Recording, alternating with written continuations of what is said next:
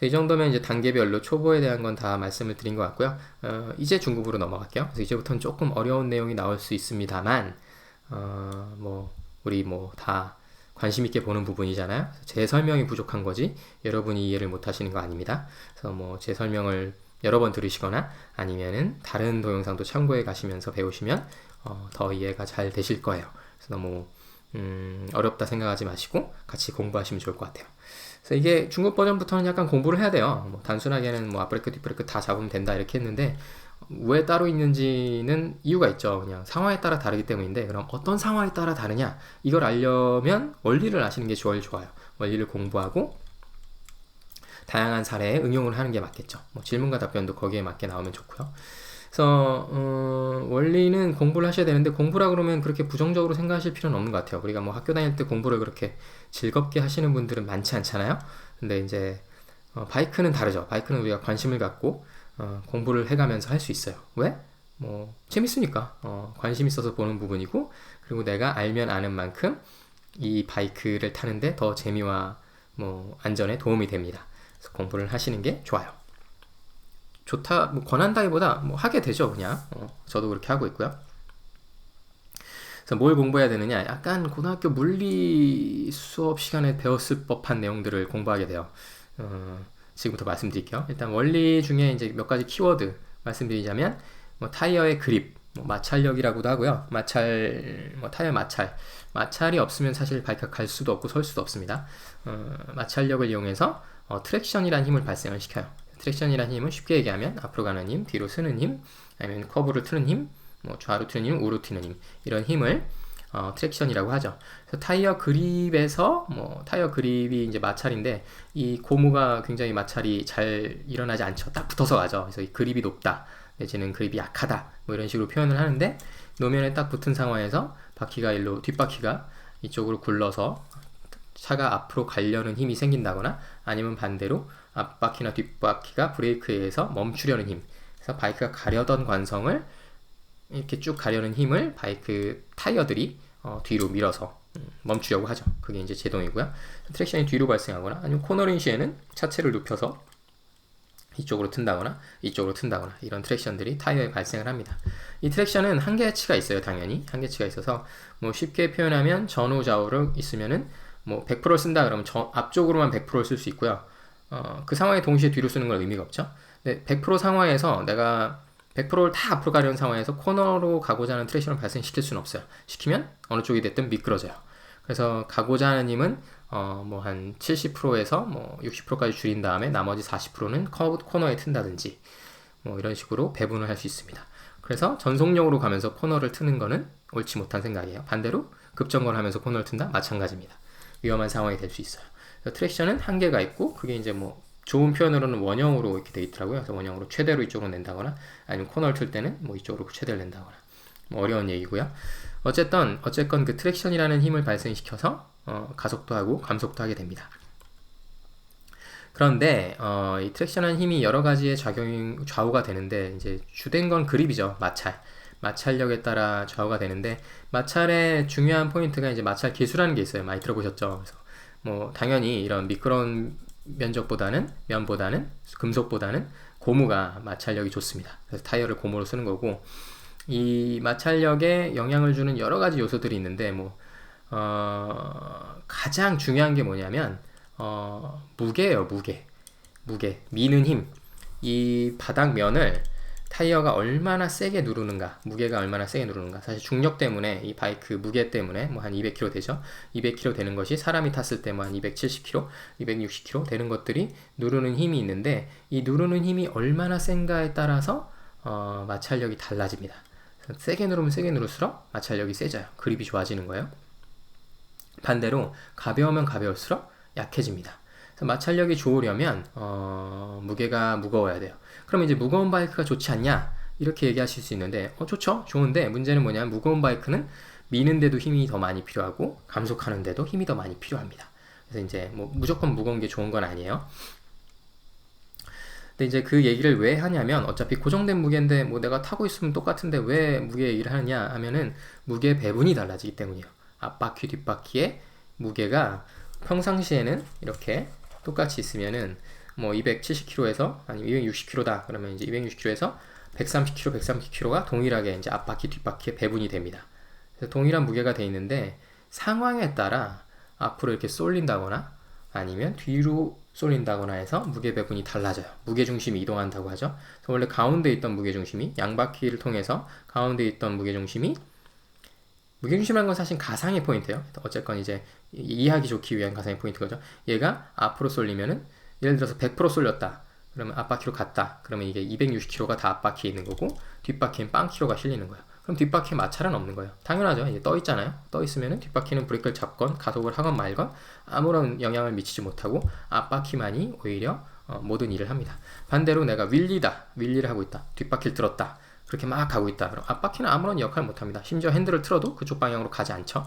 이쪽으로 틀어도 마찬가지고 브레이크는 당연히 말도 안 되게 영향이 없습니다. 그게 마찰이 아예 없는 거예요.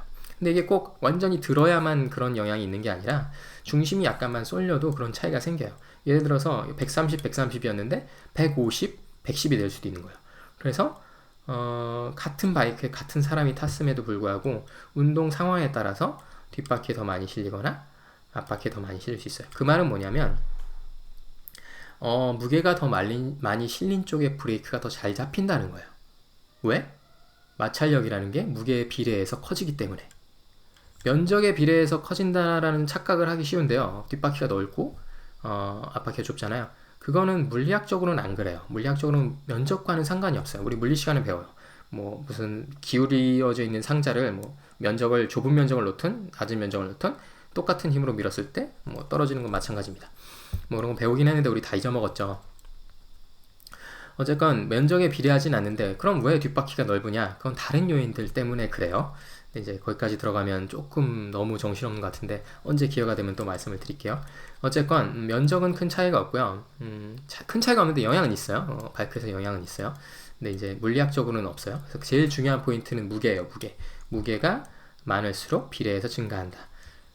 그래서 이런 원리를 알고 시작하시면 좋습니다. 그래서 왜 아까 앞브레이크를 더 많이 잡으라고 했냐면 이제 여기서 이해가 되기 시작해요. 무게에 따라 그립이 증가하는데 바이크가 가는 관성이 있고 제동을 하기 시작하면 뭐 뒷브레이크를 잡든 앞브레이크를 잡든 무게중심이 앞으로 쏠립니다. 우리 이게 무슨 얘기냐면 이게 몸이 앞으로 쏠리듯이 차체도 앞으로 쏠려요. 우리 지하철이나 버스를 타더라도 뭐 정차할 순간에 내가 몸이 앞으로 쏠리죠. 그것과 마찬가지로 모든 무게가 앞으로 어느 정도 쏠리게 돼 있어요. 어느 정도 빠르게 감속하느냐에 따라. 그래서 정차를 하려고 브레이크를 하면 뒷브레이크를 잡아도 쏠리고 앞브레이크를 잡아도 쏠려요. 이미 무게중심이 앞으로 가 있는 상황이에요. 쭉 점점점 가고 있는 상황에서 뒷브레이크는 무게가 덜 실리고 앞브레이크는 무게가 더 실리죠. 그래서 앞브레이크의 제동이 더 강하게 잡힙니다. 반대로 뒷브레이크는 뭐냐? 뒷브레이크는 심지어 너무 급브레이크를 뜨면 떠요. 바닥에 다 있는 것처럼 보이지만 사실 거의 무게가 안 실릴 때도 있고요. 그럴 때는 뒷브레이크를 잡아봤자 얘가 뭐 락만 일으키지 큰 역할을 하지 않을 수도 있습니다. 그래서 앞브레이크 위주로 잡게 되는 거죠. 그래서 중급 버전은 어떻게 하냐면 쭉 달리다가 뒷브레이크로 차체를 약간 낮춰줍니다. 중심을 약간 낮춰주고 그 상태에서 앞브레이크를 살짝 잡기 시작해서 노면에 붙여주고 그 다음에 다 붙었다 싶을 때 풀브레이크를 잡을 수 있습니다. 풀브레이크를 잡은 다음에 뒷브레이크를 오히려 풀어주셔야 돼요. 왜? 뒷브레이크는 가만히 있다가 브레이크 잡아봤자 락이 생기니까. 뭐 ABS가 있다면 그냥 밟으셔도 상관없는데 근데 이제 제대로 한다면 띄워주시는 게 좋겠죠. 그래서 앞브레이크로 제동을 강하게 잡아주시면 됩니다. 그래서 뭐 모토GP 레이서들은 사실 뒷브레이크는 안 쓴다는 사람들도 있어요. 인터뷰 보시면 우린 레이서가 아니니까 그 정도는 아닌 것 같고요. 뭐 차체를 낮춘다 아닌다는 또 무슨 영향이 있냐면 이 서스펜션에 영향이 있어요. 여기 지금 이 모델이 앞바퀴는 서스펜션이 없는데 뒷바퀴가 왔다 갔다 하죠. 근데 이게 어디에서 제일 성능이 좋냐면 중간에서 제일 좋아요. 끝까지 눌리면은 서스펜션 효과가 없기 때문에 바닥에 작은 요철에도 튑니다. 튀는 순간 마찰을 잃기 때문에 제동이 길어져요. 반대로 여기서 충격을 잘 먹어주면서 노면에 딱 붙어서 이동하면 바닥에 착 붙어서 제동 성능을 최대로 발휘할 수 있는 거죠. 그래서 앞브레이크도 너무 끝까지 서스펜션이 들어가 버리면 요철 상황에서 뭐 바닥에 작은 물체에도 튀기 때문에 제동이 길어져요. 뭐 마찰이 제대로 일어나지 않아요. 근데 이제 뒷바퀴에도 약간 중심을 눌러주면 이 서스펜션이 끝까지 들어가는 걸 막아주죠. 그래서 중간을 유지해서 앞브레이크도 더 제동을 잘 할 수 있게 해주는 거예요. 뒷바퀴가 앞브레이크의 제동을 도와주는 거예요. 그래서 이제 밟는 거죠. 아예 안 밟는 것보다 나은 거죠. 이거는 어디까지나 바이크의 세팅이나 성향, 내 체중 이동에 따라 다를 수 있습니다. 그래서 이제 중급 상황은 앞브레이크를 왜 더 써야 되는지까지 이해가 됐고요. 됐길 바랍니다. 예, 무게가 많이 실리니까 그쪽으로 돼야 된다. 그래서 뒷바퀴는 처음에 거둔다. 나중에 한다. 그럼 어떤 상황에 뒷브레이크를 더 쓰느냐? 오르막 상황에선 뒷바퀴가 영향이 있을 수 있어요. 오르막 상황은 약간 중심이 뒤로 쏠려 있죠. 내가 차체도 여기 있고, 이 상황에서는 뒷브레이크의 영향이 더 커질 수 있습니다. 그래서 반반 쓰셔도 될 수 있죠. 반대로 이미 내리막에서 내가 갑자기 브레이크를 잡아야 된다. 그러면은 뒷브레이크는 사실 큰 의미가 없습니다. 그냥 앞브레이크만 잡으셔도 돼요. 뒷브레이크는 진짜 거두는 용도, 차체를 낮춰주는 용도, 안정화하는 용도만 쓰고 앞브레이크로만 제동이 이루어진다고 보시면 돼요. 평소에도 그런데 이렇게 기울어 있으면 더 심한 거죠. 그래서 내리막에서는 앞브레이크를 더 많이 씁니다. 그래서 대부분은 다 앞브레이크, 오르막일 때, 오르막은 근데 사실 제동이 잘 되죠. 뒷브레이크를 쓴다 생각하시면 됩니다. 또 빗길이나 좀 뭐 비가 막 오기 시작해서 도로가 미끄럽다. 그러면 이제 앞브레이크를 너무 많이 쓰는 건 좋지 않다고 하고요. 그때는 반반 쓰시는 게 좋다고 해요. 어차피 제동거리 늘어나지만 위험한 상황을 좀 더 줄이는 거죠. 뒷브레이크 역할도 크게 쓰신다고 합니다. 근데 저는 빗길에서는 무서워서 일단 비 올 땐 잘 안 타요. 어쨌건 그런 상황도 있다고 합니다. 그래서 대부분은 앞브레이크 쓰시면 돼요. 중심이동 나온 김에 한 가지 팁 말씀드리면 우리가 달릴 때도 마찬가지예요. 가속할 때는 중심이 뒤로 쏠리죠. 뒤로 쏠려서 어차피 뒤로 쏠리는데 이제 뒷바퀴가 이렇게 굴리니까 사실 대부분의 그립을 얘가 발휘할 수 있어요. 그래서 자동차도 후륜구동이 가속이 좋은 거죠. 전륜구동은 다른 장점이 있고 후륜구동은 가속할 때 좋아요. 코너링에도 좋고. 어쨌건 이 그립이 뒤에 많이 실려야 되는데, 그래서 약간 이렇게 여기서 앉아 타시다가도 가속할 때는 엉덩이를 뒤로 살짝 빼시면 가속에 도움이 될 수 있습니다. 그렇습니다. 대신 이제 앞바퀴가 살짝 들리니까 앞바퀴, 그 상황에서 앞바퀴 브레이크나 아니면 코너를 트는 타이어 컨트롤은 잘 안 될 수 있겠죠. 그래서 직진해서 가속을 한다. 뒤로 살짝 옮겨줘도 의미가 있을 수 있습니다. 네, 그래서 이 정도면 뭐 굉장히 많이 말씀을 드린 것 같고요. 바이크 특성별로도 다를 수 있어요. 특성은 어떤 게 있냐면, 예를 들어서 이런 지금 모델로 보여드리고 있는 이게 뭐죠? CBR 600R, RR이네요, RR. 이런 초스포츠 모델, 이런 레플리카 모델들은 휠베이스가 짧고요. 뭐 그런 특성이 있죠. 중심도 살짝 높고. 그래서 이런 것들은 휠베이스가 짧은 것들은 내가 이렇게 확확 중심 이동이 돼요. 그래서 앞브레이크의 대부분의 중심이 실립니다. 반대로 크루저 모델들은 휠베이스가 길어요. 그리고 무게중심이 낮아요. 그래서 무게중심이 앞뒤 이동이 크지가 않아요. 그래서 뒷브레이크의 역할도 크게 발휘할 수 있습니다. 그래서 아까 뭐 2대8, 3대7 이렇게 얘기했는데, 뭐 할리 데이비슨 같은 거 타시는 분들은 그냥 5대5 잡으셔도 돼요. 왜? 뒷브레이크가 굉장히 잘 잡히니까. 그래서 할리 타시던 분들이 다른 바이크로 넘어오시면 놀라시는 게, 왜 뒷브레이크가 이렇게 안 잡히냐? 뭐 그렇게 생각하시는데 그렇지 않습니다. 그건 바이크 특성 때문에 그런 거예요.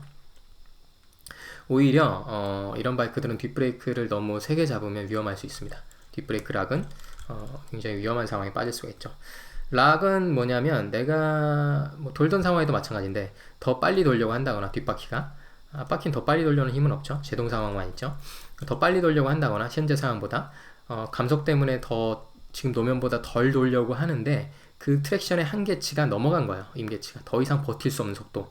그러면 이제 도로가 망가지거나 아니면 타이어가 뭐 계속 미끄러지거나 이런 상황이 발생하게 되는데 우리 바이크는 힘이 없으니까 무게가 크지 않으니까 도로는 멀쩡하고 내가 이제 타이어가 미끄러지기 시작하죠.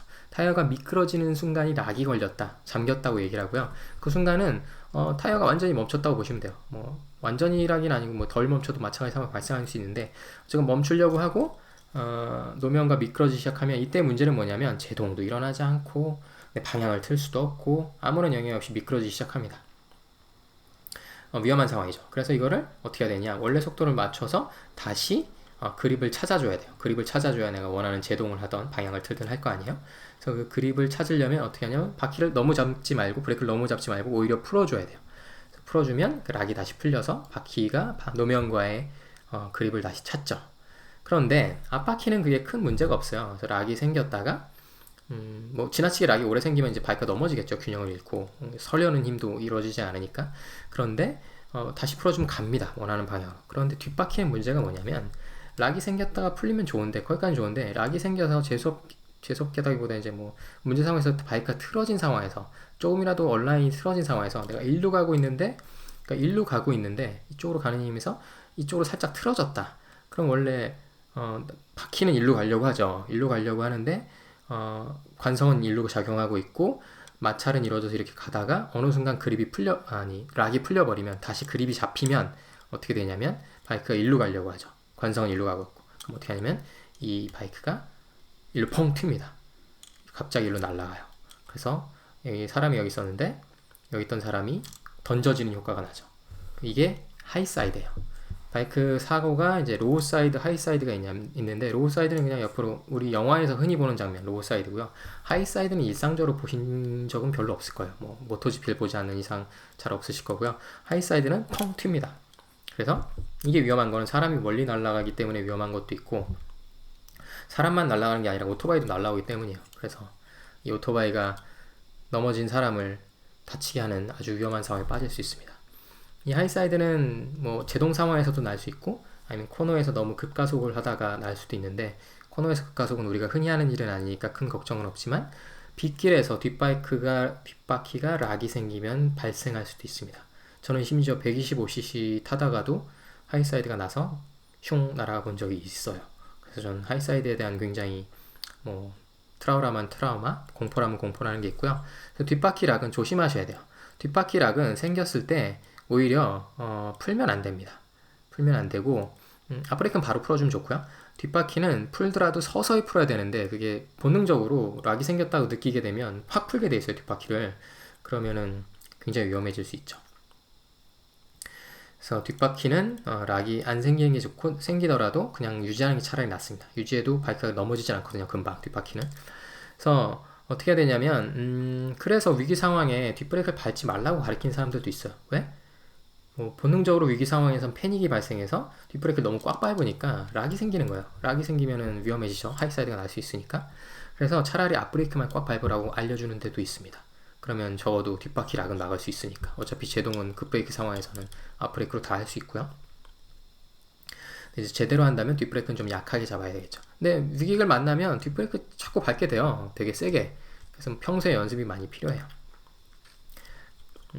그래서 ABS가 있는 게 좋습니다. ABS가 있으면 락을 이걸 풀어주니까. 락이 지속됐을 때 이게 틀어질 수 있는 건데, 락이 지속되지 않게끔 락을 순간적으로 막 기계가 풀어주죠. 뭐, 1초에 뭐 몇십 번에서 뭐, 빠른 것들은 몇백 번이 될 수 있고요. 풀어줘서 락이 생겼을 때 부작용을 최소화시켜주죠. 그렇다고 브레이크를 ABS만 믿고 꾹 밟으면 되느냐? 그런 건 아니에요. 왜냐하면 그 락을 푸는 시도에 의해서 제동이 약해지기 때문에 내가 제동을 제일 잘하는 게 제일 좋아요. 상황에 맞게 락이 안 생기게끔. 어쨌건 위기 상황에서는 ABS가 큰 도움이 될 수 있습니다. 굉장히 많은 얘기를 했죠. 이거 어떻게 편집해야 될지 모르겠는데 다시 정리하면 초보 버전 앞뒤 다 잡습니다. 다 잡고요. 중급 버전 뒷브레이크로 차체를 낮추고 앞브레이크로 대부분의 브레이킹을 하면서 뒷브레이크를 풀어줍니다. 또 고급 버전 ABS 락이 생기면 앞브레이크는 바로 풀어줍니다. 뒷브레이크는 차라리 락을 유지합니다. 거의 서서히 풀어줘야 돼요. 근데 서서히 풀어주긴 너무 힘들어요. 그래서 뒷브레이크는 락이 안 생기는 게 제일 좋아요. 언제 자주 발생하느냐 뒷브레이크 락이 내리막에서 코너에서 뒷브레이크 많이 잡을 때 이미 중심이 안 실려 있죠. 내지는 앞브레이크 급제동을 하고 있을 때 뒷브레이크를 너무 세게 잡으면 계속 잡고 있으면 뒷브레이크 락이 생길 수 있습니다. 근데 뭐 대부분은 모르고 넘어갈 수도 있어요. 어쨌건 뭐 그러니까 뒷브레이크는 좀 조심하시는 게 좋고 왜 조심하셔야 된다? 하이사이드가 날 수 있기 때문에. 하이사이드는 언제 난다? 뒷바퀴 얼라인이 틀린 상태에서 다시 트랙션이 생겼을 때, 락이 풀렸을 때. 근데 뭐 그렇게까지 뭐 위기 상황이 많이 발생하진 않으니까 그냥 참고차만 알아두시면 좋을 것 같아요. 네. 그래서 이 정도로 정리하도록 하겠습니다. 와, 너무 많이 얘기했네요. 코너링 얘기 안 했군요. 코너링 시에는 코너링에서 따로 말씀을 드리겠지만 코너 진입 전에 이미 브레이킹을 다 해놓으셔야 돼요. 코너 진입하고 나서 브레이크를 잡는 건 아까 말씀드린 트랙션의 한계 때문에 위험에 빠질 수 있는데요. 진입 전에 다 속도 줄여놓고 코너에서는 뭐 원래 속도대로 유지한다거나 아니면 스로틀을 약간 풀어줘야 되죠. 어쨌건 속도를 거의 유지한 상태로 돌다가 마지막에 빠져나갈 때 다시 가속을 합니다. 그래서 기본은 코너 전에 다 브레이킹을 해야 되기 때문에 일반 브레이킹 상황과 동일하게 앞브레이크 위주로 브레이킹 하시면 돼요. 코너 진입 전에 다 해놓으셔야 돼요. 해놓으셔야 되고 진입하고 빠질 때 하면 됩니다. 그런데 이제 그게 늘 퍼펙트하게 되는 건 아니에요. 그래서 내가 생각보다 빠른 속도로 코너에 진입했다. 그럼 감이 오죠. 아, 이 코너 내가 지금 잘못 들어왔구나. 너무 빨리 들어왔구나. 그러면 이때 뭐 속도가 느렸다면 완전히 일어나서 풀브레이크를 하셔서 멈추고 가시면 되는데 그렇지 않을 때 앞브레이크만 잡는다. 이건 좀 위험해요. 앞브레이크가 제동이 잘 되지만 앞브레이크를 잡으면 차체가 일어나는 효과가 있습니다. 일어나는 효과가 있어서 오히려 선의 반경이 길어져요. 그래서 내가 원래 코너가 갑자기 무서워서 앞브레이크를 잡았는데 그 밖으로 오히려 가게 되는 효과가 발생을 하고요. 차라리 뒷브레이크를 살짝만 밟아주시면 코너로 원활히 빠져나갈 수도 있습니다. 물론 이제 한계는 있겠지만 급하게 밟으면 당연히 안 되고요. 살짝 밟으시면 이게 일어나는 효과를 줄이면서 속도는 줄여서 원심력을 좀 더 줄여서 원하는 코너로 갈 수도 있다고 합니다. 저도 이 부분은 연습만 하고 있고요. 뭐 코너를 진입 전에 감속을 확실한 게 제일 좋죠. 그래서 코너를 너무 빨리 타시는 건 당연히 안 좋겠지만 코너 연습을 할 때는 다 줄이고, 근데 위기 상황이죠. 막 다 줄여서 했다고 생각했는데도 생각보다 더 빨랐던 거예요. 그러면 이제 뒷브레이크 살짝 밟아주시면 효과가 있을 수 있다 생각하시면 좋겠습니다. 네, 브레이킹 이 정도면 완벽 마스터죠. 예, 완전히 확인하신 것 같아요. 여기까지 설명드릴게요. 네, 이상 브레이킹에 대한 이론적 설명이었고요. 저는 애월조단이었습니다. 제 채널 구독 잊지 마시고요. 의견 남겨주시면 제가 다 읽어보고 답글 남기니까 부담없이 남겨주시면 감사하겠습니다. 고맙습니다.